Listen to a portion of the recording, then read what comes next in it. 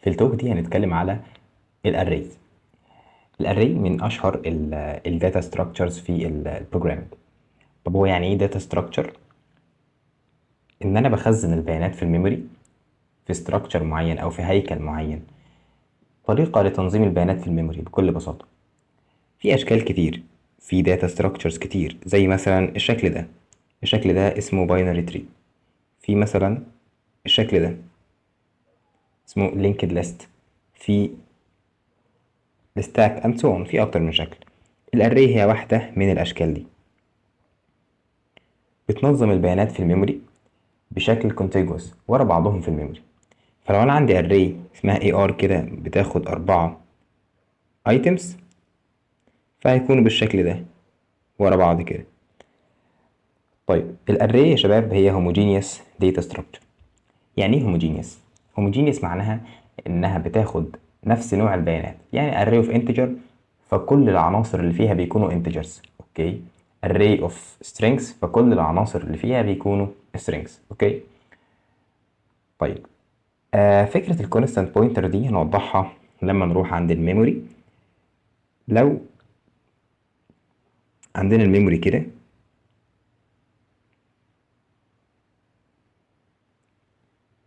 بايتس مترصصة، وعايزين نحط فيها الداتا، بكل بساطة ممكن الواحد يمثل فيه 4 بايتس علشان هو طبعا انتجر، وكذلك الاتنين تمثل فيه 4 بايتس تحتها بالشكل ده، والتلاتة والأربعة. دول كام بايت؟ يعني ما شاء الله طلعوا بالظبط، مع اني ما كنتش حاسب والله. ماشي. دول كام بايتس؟ دول 16 بايتس. طيب ايه اللي عرفني ان هم 16؟ ان انا عندي 4 element وكل element فيهم يمثل انتجر في 4 بايتس. بس برضو الموضوع عايم شوية، صح كده؟ عايم لان الميموري ضخمة، وبالتالي احنا ايه اللي هيعرفنا ان الداتا بتاعتنا متخزنة في السكشن ده؟ اسم الاري هو اللي يعرفنا. يعني باستخدام الاسم ده انا اعرف اوصل للاري، اعرف اوصل للعناصر اللي في الاري.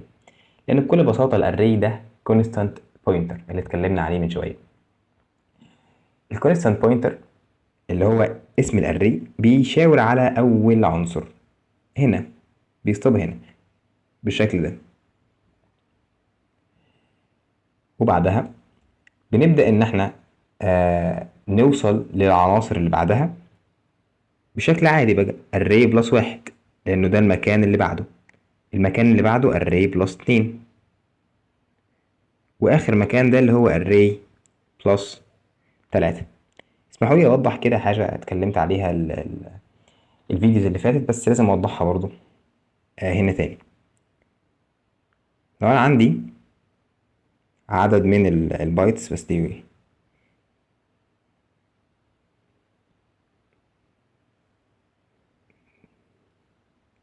بالشكل ده، وعندنا بوينتر انتجر، بوينتر تو انتجر اسمه بي. طيب البوينتر ده بيشاور على داتا تايب نوعها انتجر، والداتا تايب دي بتتخزن في الميموري 4 بايت. يعني البوينتر ده لو هيسكان الداتا اللي في الانتجر ده هيقرأ 4 بايتس من الميموري. علشان كده البوينتر بي ده هيشاور على 4 بايتس اللي هم دول. هو فعليا زي ما اتكلمنا قبل كده بيخزن الادرس بتاع اول بايت بس، ولكن هو بيقرأ الداتا بتاعت 4 بايتس. ليه؟ علشان هو بيشاور على انتجر. طيب فالبي بتاعنا واقف هنا. طب لو انا حبيت امشي خطوة، يعني اقول له بي بلس بلس مثلا او بي بلس 1، هعمل ايه؟ سهلة، ان انا همسك البوينتر ده وهمشيه كده للاربعة اللي بعدهم. فاهمين؟ يعني مش البي هو كان هنا، مش همشيه خطوة واحدة بايت واحد، لا طبعا همشيه 4 بايتس كده. اوكي، بحيث انه يقرأ اللي بعدهم. موضوع منطقي. وهكذا برضو لو انا همشيه بي بلس 2، فبي بلس 2 هتكون اللي بعدهم. فاهمين؟ يعني هنا هتكون بي بلس 1، ودي هتكون بي بلس 2. وده بالظبط اللي احنا بنعمله، لان الاري هي الاري اللي قدامنا دي هي يعني بوينتر تو انتجر. طيب ولكن طبعا السينتاكس بتاعها مختلف، اللي هو احنا حطينا ايه؟ السكوير براكتس دي. طيب الاري هي كونستانت بوينتر، يعني ما ينفعش اجي اقول له الاري دي هعدل في القيمه بتاعتها array بلس بلس او مثلا array ماينس ماينس. الكلام ده مش هينفع. ده ينفع في البوينتر اللي هو مش كونستانت، ولكن البوينتر بتاعنا ده كونستانت. اوكي، يعني ما ينفعش اغير الادرس اللي بيشاور عليه. ينفع اوصل للداتا واعدل في الداتا، ولكن ما ينفعش ان انا اغير في العنوان بتاعه. اتمنى يكون الصوره واضحه بالنسبه لك دلوقتي. طبعا ده المكان اللي هو الاري اوف صفر. اوكي، ده الاري اوف واحد، وده الاري اوف اتنين، واخر واحد ده الاري اوف تلاتة. اللي انا عايزك تفهمه انه array بلس i او array بلس واحد بلس اتنين بلس تلاتة ده يمثل ايه؟ ده يمثل ادرس. اوكي، لو انا عايز اجيب الفاليو بسيطة، array اوف صفر، array اوف واحد، صح؟ طب لو انا عايز اجيب الفاليو بالشكل ده برضو بسيطة، array اوف واحد واعمل لها دي ريفرنس. اوكي، array اوف اتنين هتكون array بلس اتنين كده، وهجيب الريفرنس ده ريفرنس، وهحط لها الدي ريفرنس علشان اجيب الفاليو، صح كده؟ طيب، فاذا الاري ما ينفعش ان انا اغيرها اثناء الران تايم. ما ينفعش ان انا اعدل في قيمتها، علشان كده احنا هناخد ايرور. اوكي، من هنا نبدا نوضح يعني ايه الاندكس. الاندكس هو البوزيشن بتاع الاليمنت في الميموري. البوزيشن بتاعه فين بالظبط. هنا دي array بلس صفر، ماشي. الاري بلس صفر دي البدايه، ده الاري دي هي دي الستارتنج بوزيشن بتاعي، صح كده؟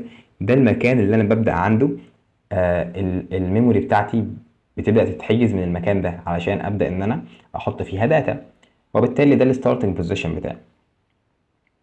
الاندكس بقى هو البوزيشن من بعد المكان ده. يعني مثلا العنصر الثاني ده، العنصر الثاني اللي هو الاتنين ده، فين مكانه في الميموري؟ مكانه بعد الستارتنج بوزيشن بخطوه. شفت كده اهو، فاهمين؟ بعد الستارتنج بوزيشن بخطوه العنصر الثاني موجود. طيب مثلا لو انا عايز العنصر رقم العنصر ده 4 ده اللي هو اخر واحد في الاري، فين البوزيشن بتاعه؟ والله البوزيشن بتاعه موجود بعد الستارتنج بوزيشن بكام خطوه؟ بثلاث خطوات بس، واحد اتنين تلاتة، وبالتالي انا وصلت له اهو في ثلاث خطوات بس. معنى كده انه الاندكس ده هو المسافة من بداية الاري او بداية المكان اللي انا واقف عنده اللي هو الكونستانت بوينتر بتاعي، لحد لما اوصل للبوزيشن الفعلي في الميموري. اوكي، علشان كده الاري زيرو بيزد يا شباب. ليه؟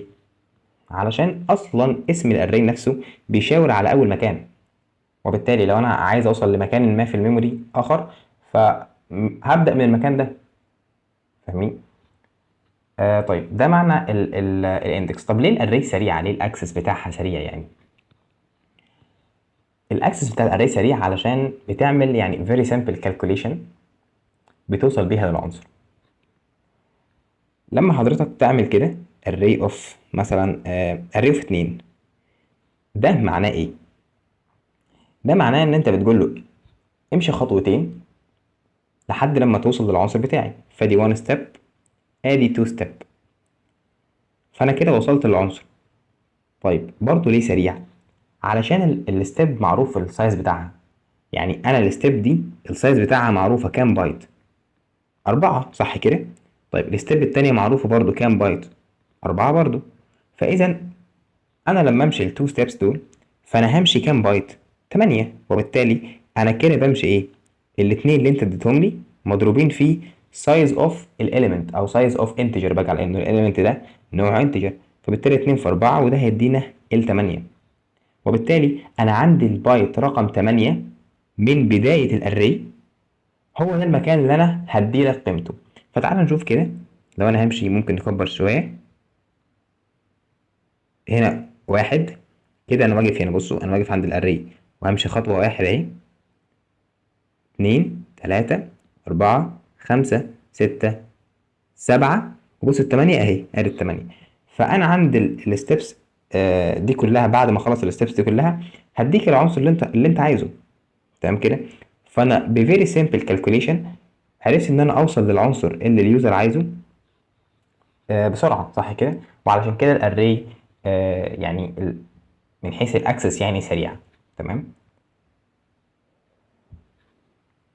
طيب لو انا عايز ابرنت الاري دي، يعني ازاي ممكن اعمل برنت للاري؟ في البدايه لو انا عملت برنت للاي ار بس لاسم الاري، بما انه هو بوينتر فبالتالي هيدينا ادرس لاول مكان في الاري. اوكي. طيب كده كده احنا عارفين لما الانتجر يتخزن في الميموري، الانتجر فاريبل يتخزن في الميموري بيستهلك 4 بايتس كده، وكل بايت فيهم بيكون ليها ادرس 0x مثلا 600 وهكذا، وهنا 0x 601 602 603. ده رقم عشوائي طبعا الادرس ده.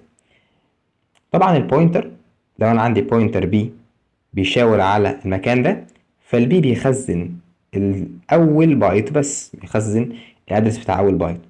ولكن لو انت طلبت منه انه يسكان الداتا او يقرا الداتا، هيقرا الاربعه مع بعض لانه النوع بتاعنا انتجر. الكلام ده اتكلمت عليه قبل كده.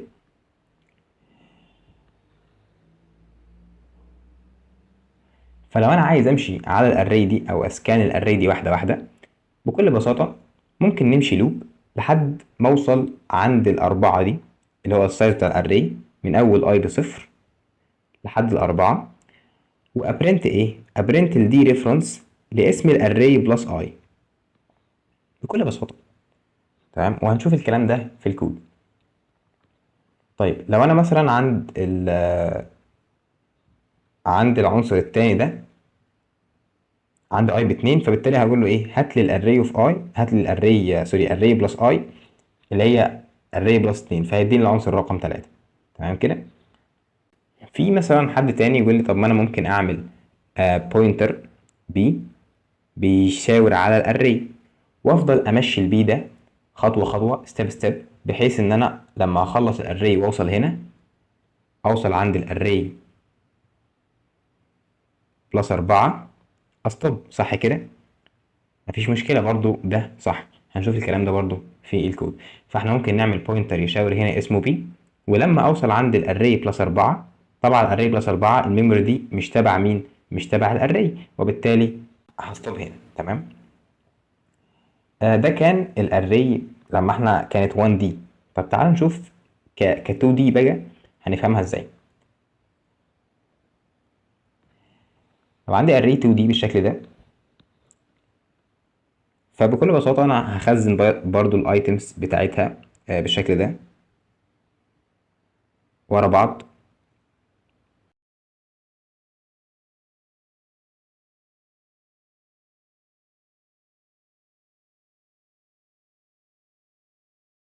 كده احنا خزنا الداتا ورا بعض. لو أنا طلبت منك الأري أوف صفر، فين الأري أوف صفر كده يا شباب؟ الأري أوف صفر هي دي.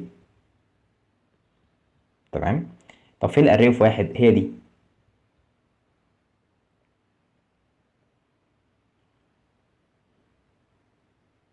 طيب لو أنا طلبت منك الأري أوف صفر أوف صفر برضو، فأنا أقصد هنا الواحد. فاهمين؟ فإن أنا بأكسس الأري بالطريقة دي آه يعني ده معناه ايه؟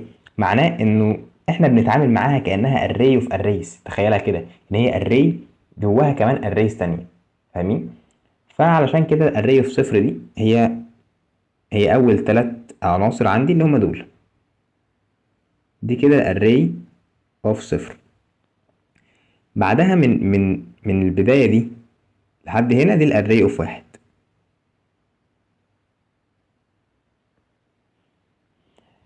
طيب فين الاري اوف صفر اوف صفر اللي هي دي؟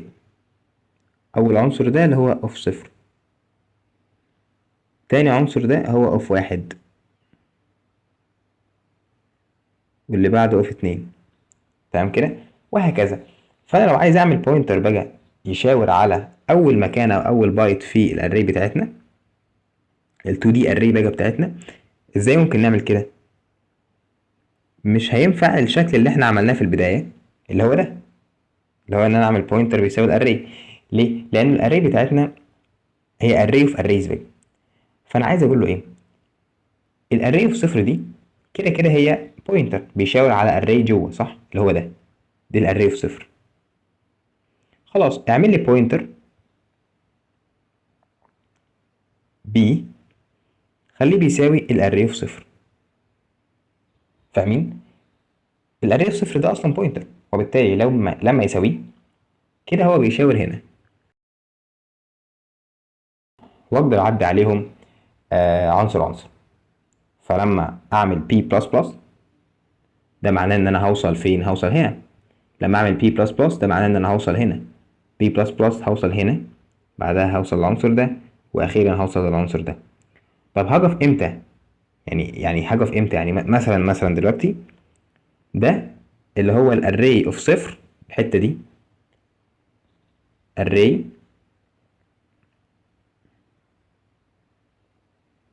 اوف صفر بلس صفر، صح كده؟ طيب المكان ده هو array اوف صفر بس بلس واحد. المكان ده array اوف صفر بلس اتنين، array اوف صفر بلس تلاتة، array اوف صفر بلس أربعة، array اوف صفر بلس خمسة. بس كده. يبقى لما انا اوصل لاري اوف صفر بلس ستة هستوب. ده معناه ايه؟ لما انا اخلص كل العناصر بتاعت الاري. طب الاري فيها كام عنصر؟ فيها ان في ام، يعني فيها 2 في 3 فيها 6. فاذا الكونديشن بتاعي هيكون ايه بقى؟ طول ما البي ده مش بيساوي ان في ام، لا طبعا طول ما البي ده مش بيساوي الاري اوف صفر، الاري اوف صفر بلس ان في ام، لان الاري اوف صفر هي البدايه بتاعتنا اللي كانت هنا، اللي كانت عند اول بايت. الموضوع فعلا مش صعب، ولكن ده منظور مختلف عن اللي كانت بتشرح بيه الاري، بحيث تكون بس فاهم الكونكشن ما بين الاريز والبوينترز يعني. وكذلك برضو بيتنفذ عليها ال 3 دي لو عندي اري 3 دي او اي مالتي دايمنشن. يعني مالتي دايمنشن ده اللي هو اكبر من دايمنشن واحد. تمام كده؟ طيب تعالى نشوف الكود، نلعب شويه بالكود علشان البارت ده يكون مفهوم يعني. خلونا نتكلم على الكود شويه. لو عندنا constant integer n بخمسة وarray of ال n ده مثلا كانت 10 20 30 40 50. انا عملت print للsize of array، او عايز اعرف الاري دي بتستهلك كام من الميموري. فهي بتستهلك 5 في 4، 5 elements في 4 بايتس لكل واحد فيهم، فبالتالي هتدينا 20 بايتس. طبعا الاري بتشاور على اول واحده في ال20 دول، ومعنى كده لو عملت لها دي ريفرنس فهي تديني قيمه اول عنصر اللي هو العشرة. عشان نتاكد برضو لو احنا عملنا برنت للاري اوف صفر في الاري اوف صفر نفسها بالشكل ده، ده عنوان اول مكان وده اول مكان.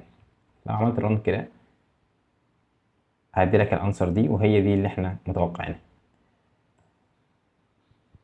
طيب ازاي ممكن اترافيرس الاري دي؟ بكل بساطه لو انا عندي بوينتر اسمه مثلا current هيساوي الاري. طبعا انت ما ينفعش تعمل اري بلس بلس زي كده، هدي لك ايرور لان الاري دي كونستانت بوينتر. ممكن اتحرك على الاري دي باستخدام الكرنت او التمب بوينتر ده، وكل شويه برنت الكرنت، وكل ستيب بمشي الكرنت 1 ستيب. وطول ما الكرنت ده ما وصلش عند مش بيساوي الاري بلس ان، ما وصلش عند الاري بلس ان زي ما وضحنا على البورد، افضل اطبع الكرنت ومشيه بلس بلس. لو عملت رن للكلام ده هيطبع لك الاري عادي. طبعا احنا مش هنشتغل بالشكل ده، بس الفكره ان انا اوريك الجريد كونكشن ما بين الاريز يعني والبوينترز. طيب لو انا عندي لوب بتمشي من i بصفر i اقل من n بلس بلس i، ممكن نبرنت الشكل ده array of i، ده اللي هو السينتاتيك شوجر او السنتكس المسكر، هو اسمه كده فعلا او ان انا ابرنت الاري بلس اي. بس الاري بلس اي دي عباره عن ايه يا شباب؟ عباره عن عنوان. فانا عايز ابرنت مين؟ ابرنت مش العنوان، لا ابرنت دي ريفرنس بتاعت العنوان ده. اوكي. لو دوسنا رن هيدينا نفس القيم 10 10 20 20 وهكذا. ممكن كمان نمشي لوب بالشكل ده، ان يكون عندنا بوينتر بي بيساوي الاري واري، والبي ده مش بيساوي الاري بلس ان وبلس بلس البي، وافضل ابرنت برضو الدي ريفرنس للبي. الفكرة بس ان انت تكون فاهم اللي بيحصل ده ليه، لان انت فاهم الاري في الميموري بتكون شكلها عامل ازاي. ده طبعا الانسر بتاعتنا. طيب لذيذ. لو عندنا مثلا اخر واحدة دي هنستخدمها ونعمل فانكشن علشان تبرنت الاري. ف void function بتبرنت الاري. البارامتر بتاعة الفانكشن دي هي ايه؟ هي البوينتر اللي بيشاور على الاري. ممكن نبرنت هنا اند لاين البوينتر اللي بيشاور على الاري. فانا عندي اري اوف انتجر اسمها ar، وعندي ليها ان ده السايز بتاعها بس. ولما ابعت لها هنده هنا على print واديها الاري والان بتاعها وهتشتغل مفيش مشكله اهو. طيب هنا ممكن نستفيد من فكره الاري. هنا ما انا ممكن اخليها تساوي نل بي تي ار، وده معناه انه كده في مشكله هتحصل، البروجرام ما يكراش. اوكي، لان انا عرفت اغير في البوينتر اللي انا بعته للفانكشن، فالبروجرام حرفيا هيكراش. تمام بالشكل ده ما عملش حاجه. وبالتالي انا ممكن هنا ابعت الكونستانت كيورد بالشكل ده، فاصبح ايه؟ كونستانت بوينتر تو انتجر. معنى كده ان انا ما اعرفش ان انا احرك البوينتر ده، ما اعرفش ان انا سوري، ما اعرفش ان انا اغير قيمته. تمام. علشان كده ادانا ايرور هنا.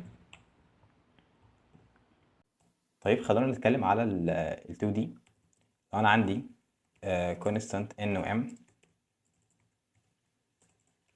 ال n مثلا بتلاتة، 3 في 4، وعندنا 2 دي array اسمها n، اسمها array n في m.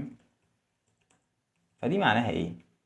معناها ان انا عندي الاري دي array of arrays of 3 arrays بقى، 3 arrays كده، واحد اهو، 2 وادي 3. كل واحدة من التلاتة عندها 4 items. تمام كده. فممكن نديها ارقام 1 2 3 4 5 6 7 8 9 10 11 12 بالشكل ده. لو انا عايز اعمل الاري دي بوينتر يشاور عليها، ولكن مثلا اسمه ptr، فده معناه مش هينفع ان انا اعملها بالشكل ده، صح كده؟ زي ما اتكلمنا على البورد، ولكن انا بشاور على اول واحده من الاريز دول، اللي هو كام؟ اللي هو array of 0.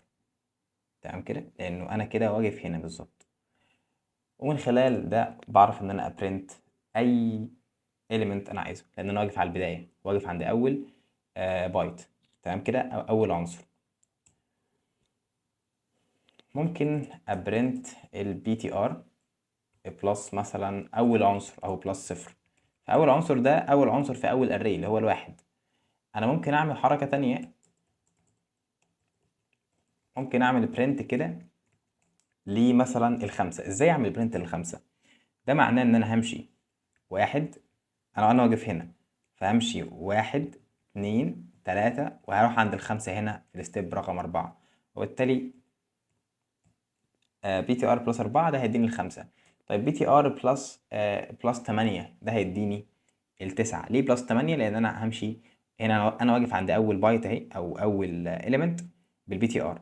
فهمشي واحد 2 هنا 2 عند التلاتة، وبعد كده 3 4 5 6 7، وهكون عند التمانية في التسعة هنا. بس لو انا عملت برنت للكلام ده هيدينا ايه؟ اول element من كل array فيهم. تمام. طيب ممكن اترافيرس الاريز دي واحده واحده، element. ممكن نخلي اللي فات ده مثلا b بيساوي الاري اوف صفر. كده انا واقف عند اول مكان، وبفضل امشي عليهم عنصر عنصر، طول ما البي مش بيساوي، زي ما اتكلمنا من شويه بقى. طول ما البي مش بيساوي الاري اوف صفر بلس كام؟ بلس ان في ام.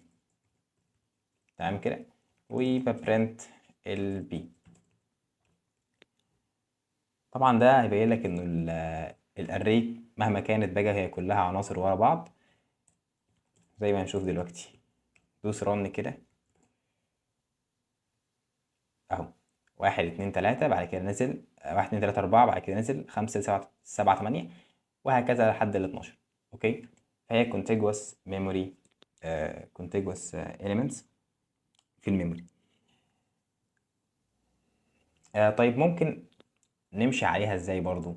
يعني ممكن نستعمل الفانكشن اللي احنا لسه بنيناها حالا دي، ان انا اشوف هو انا عندي كام اري من اول اي لحد كام، لحد الان بلس بلس الاي. اوكي، انا عندي ان من الاريز اللي هم 3 اريز اهم، واعمل برنت لكل واحده فيهم بقى. اوكي، برنت للاري اوف اي، وادي لها السايز اللي هو ام. تمام، فهو كده هيبرنت الثلاثه اريز باستخدام الفانكشن البسيطه دي. تمام، اهو كده عملنا برنت. في اكتر من طريقه تقدر ان انت طبعا تلعب بالكود براحتك طول ما انت فاهم. طبعا مش عايز اوصيك انه تنفع تعمل كل الكلام ده مع الفري دي. تمام كده.